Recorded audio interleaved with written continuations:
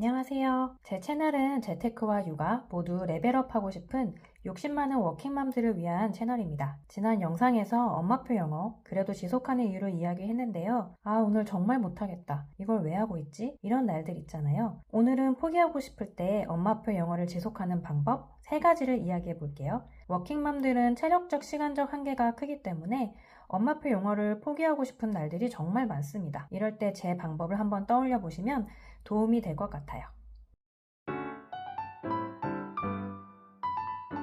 첫 번째, 육아서적 다시 읽기. 나만의 육아 멘토 찾기입니다. 저는 어떤 분야를 처음 배울 때는 책을 읽고 공부하는 편이에요. 그래서 육아서적도 이렇게 좀 많이 읽었어요.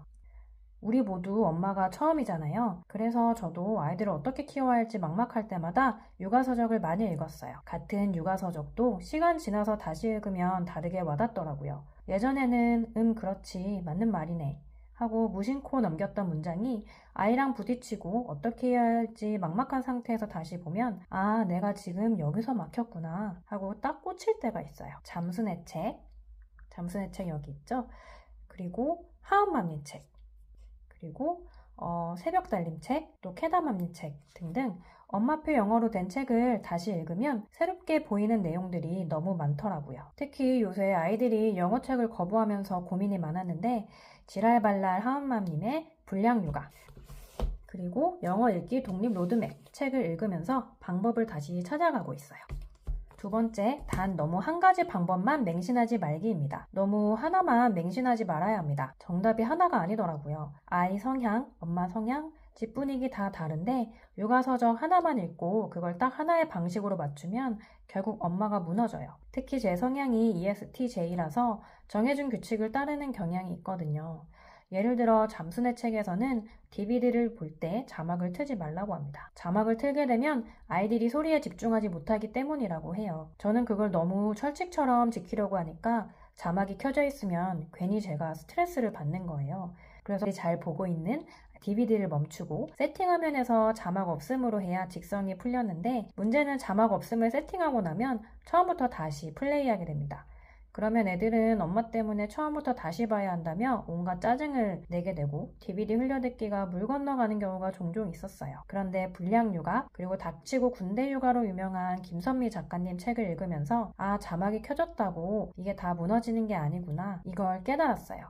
김선미 작가님은 자막을 켜둔 채로 영상을 보게 했다고 하더라고요. 그리고 잠수내에서는 최대 영상 시청 시간을 1시간 반 이내로 제한하지만 김선미 작가님 딸인 하은 양은 유아기 때에도 꽂히는 DVD 영상은 4-5시간도 내리 봤다고 해요. 물론 처음에 김선미 작가님도 제한을 두었지만 아이가 까무러치게 반항을 해서 그냥 내버려 두었다고 해요. 이런 걸 보면 그냥 애기 때문에 어느 한 방법만 맹신하지 말고 내 아이에게 맞는, 그리고 엄마가 편한 방법을 찾아서 해나가야겠구나 라는 생각이 들어요. 지금도 자막은 웬만하면 꺼두긴 하는데 예전처럼 자막 곧 실패 이렇게 생각하지 않게 되었어요. 엄마가 편해지니까 아이도 편해지고요. 그리고 정말 추천하는 건 나와 상황이 비슷한 저자 책을 찾아서 보는 거예요. 예를 들어 저는 쌍둥이 워킹맘이라서 영어 읽기 독립 로드맵 책의 쌍둥이 워킹맘 작가님 이야기가 너무 와닿았습니다. 나만 힘든 거 아니구나, 이 위로도 크고 나와 비슷한 상황에 있는 육아맘의 팁이 저에게 더 와닿더라고요. 세 번째,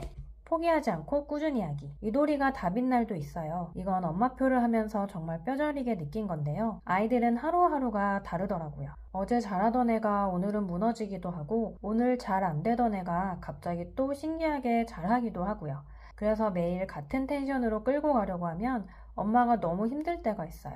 그래서 저는 요즘 그냥 이렇게 생각해요. 오늘 컨디션 좋으면 조금 더 하고 오늘 힘들면 유지만 하자라고요. 대신 중요한 건 완전히 끊어버리지 말자예요. 끊어버리면 다시 시작하는데 에너지가 10배 들거든요. 그래서 저는 0으로 만들지 않는 것을 목표로 해요. 5분이라도 10분이라도 우리 아직 하고 있어, 이 감각을 유지하는 것을 해내려고 합니다. 그리고 저희 아이 같은 경우도 발음이 정말 좋지 않았어요. 그런데 집중 읽기 시작한 지 거의 2달째인데 확실히 발음 차이가 느껴집니다. 그리고 처음에는 아이가 발음을 틀리면 꼭 고쳐주려고 노력을 했어요. 그래야지만 될 것 같았거든요. 하지만 이 많은 책들을 읽어보니까 아이 발음이 틀려도 영어로 말하는 것을 지적하게 되면 아예 영어를 입 밖에 내지 않게 된다고 해서 지금은 영어 발음이 틀려도 지적하지 않고 폭풍 칭찬해주고 있어요. 그랬더니 아이가 이 맛에 계속 영어로 이야기를 하는 것 같습니다. 느리지만 확실히 우리 아이들은 조금씩 성장하고 있더라고요. 매일 꾸준히 한다면 너무 조급해하지 않아도 될 것 같아요.